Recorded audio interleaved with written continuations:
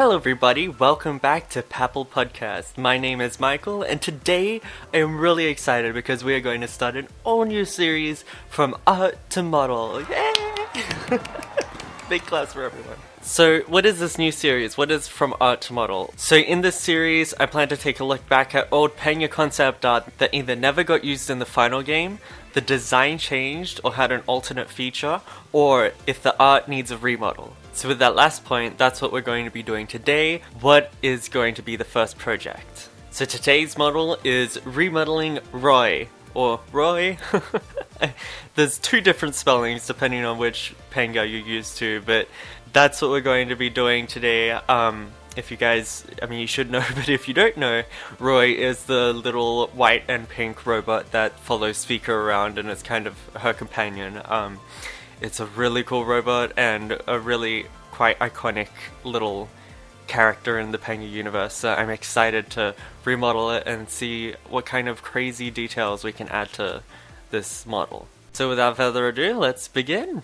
So to begin, we're going to take a look at Roy's Pangya PC model and kind of analyze what it's made up of, what shapes it has, and just kind of see what the general geometry is and sort of how the artists at Pangya approached modeling it and how it looked in its final stage. So as you can see here, it's a pretty simple model. You have the hand over here, and there's two of them. It's all symmetrical and identical. The hand itself is kind of like a teardrop shape, so that's pretty easy. So if we just get rid of those, and we can focus on the head piece. So this piece is quite interesting. So it's actually split up into two pieces. You can see the bit that's highlighted in red now is like the handle bit, and that extends out, and all the insides are hidden in there. But we don't actually need to model them as separate pieces. I'll get into that a bit later when we start modeling. But the top-down view of it, you can see it's pretty simple shape. This is probably going to be the most complex design right here, is the sphere. It's kind of like a giant eyeball, and in fact, if you look at this bit, this is actually clear. And what's interesting about this bit, which I didn't even realize until analyzing it, is it looks exactly like a cornea is supposed to look like. It has a bit of deformation and a bit of shape there. So we're going to have to definitely model that in and try to kind of give off an eye-looking vibe, if that makes sense. But the core piece of the model is pretty simplistic. It's basically a sphere with the face cut out of it, and then you have all the details on the back with the little sort of like, I guess, headphone jack type thing. Looks quite interesting. But yeah, that's basically the model broken down. It's not too complex, and that's one of the reasons why I wanted to choose this as a first project. But yeah, here we go. So now begins the modeling stage. This, I think, in total took just under 3 hours from start of modeling to completion of texturing and rendering and everything like that, and you'll see the final product at the end. But of course this is all sped up. I wouldn't want you guys waiting 3 hours to just watch the process of this. But I'll just kind of try to explain what I've been doing and what I'm doing in each shot. So right now I'm actually making the little back piece, which is the like audio jack, or it's sort of similar, like an audio jack at the back. And you can see I've actually already done the sort of cornea bit of the eye piece, which is translucent. Right here I'm just doing some beveled edges and changing the shading around the edge, which is the red highlights, so then things kind of pop out and are physically more 3D rather than just being a flat texture, which it is in Pangya.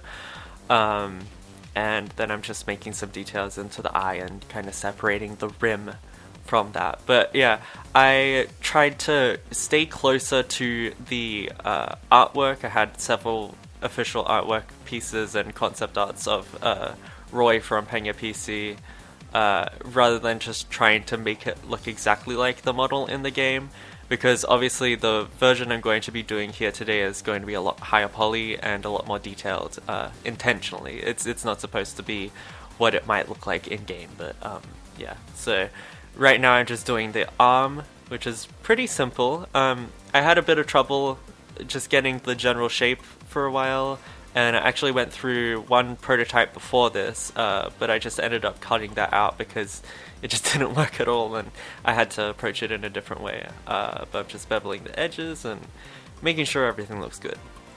And I'm also making sure that the arm has the right size and the right amount of curvature, because it's not just a like straight piece, it's quite an organic piece, so I had to make sure it had the right proportions and everything like that.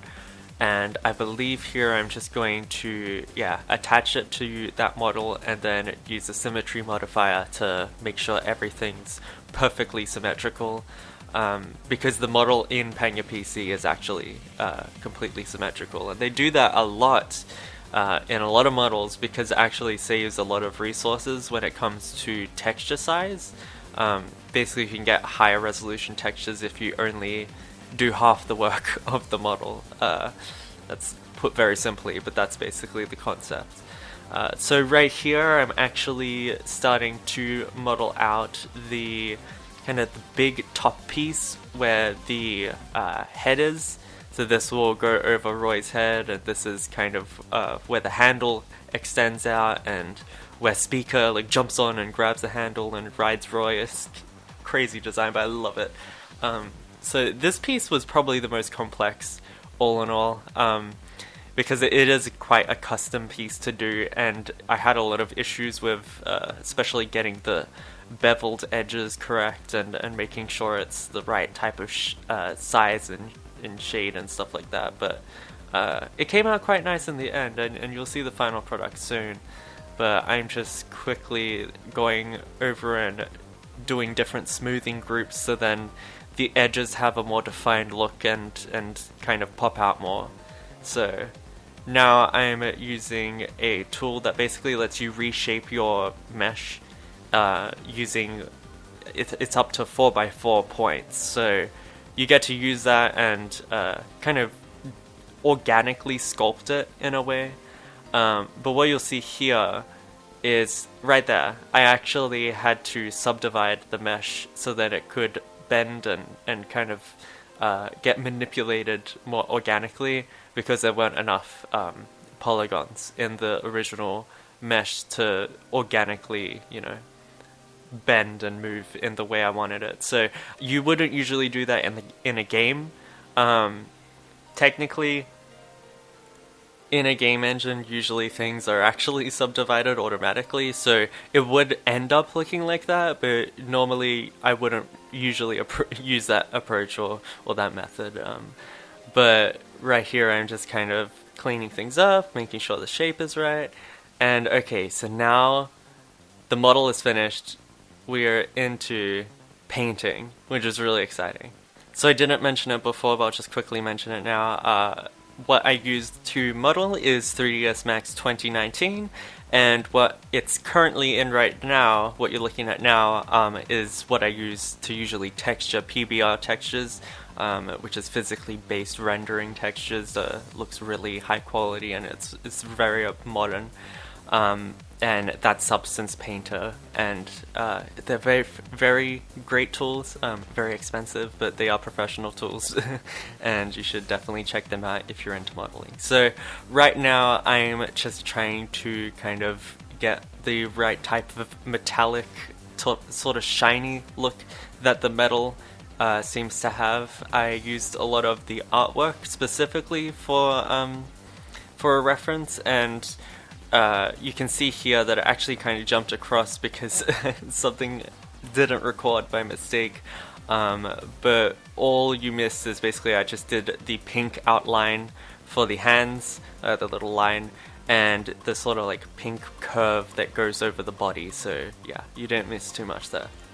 And as you can see, things are really quickly starting to come together. We have the glass here for Roy's kind of eye thing, and I'm putting a lot of subtle like smudges and roughness details. I'm putting a mask here that kind of has some dirt around the edges specifically, and then right here I'm going to use a seam painter to kind of make the seams where the model would extrude out and that the handle would come out of the top bit, so I'm kind of detailing that, and then I use a grey mask under it to paint the details to make it look like it has a bit more depth and a bit more detail there. So we have the edge, and I'm just using again some seams to try to make it a bit realistic, but here we have the yellow bit, and I just use a mask and I try to paint on the yellow stripes that Roy has on his top part. There's 3 stripes and they're spaced out in an interesting way, so I just had to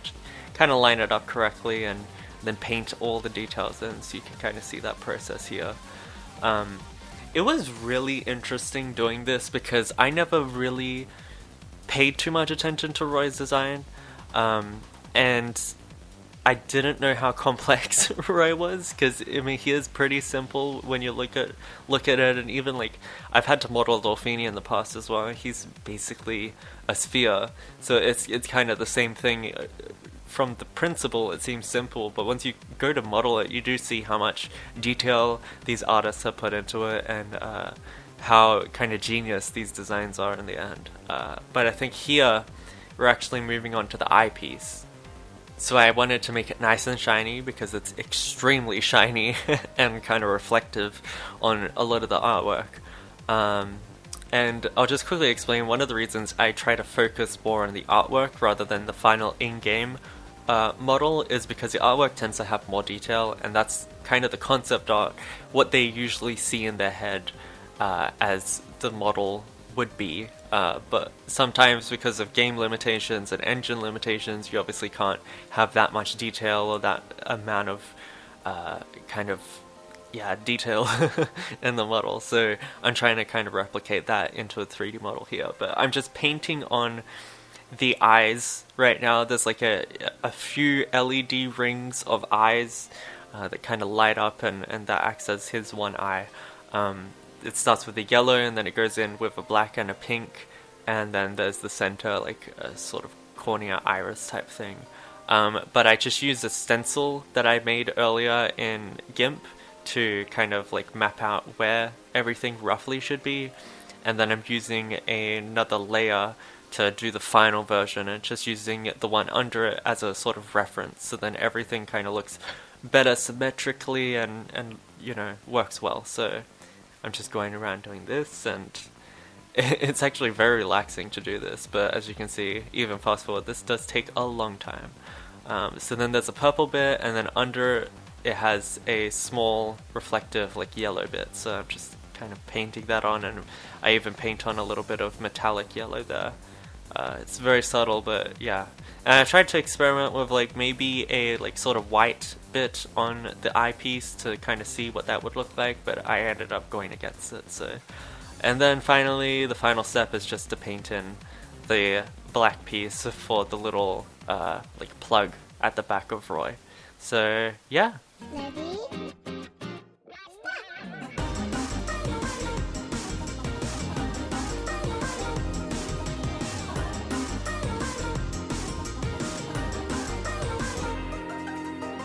So here is the final art piece. I just quickly rendered it out in Substance Painter, and it looks incredible. This again took around just under 3 hours to create, which might sound long to you, but it's really not long at all in terms of 3D modeling. And I am really happy with the result.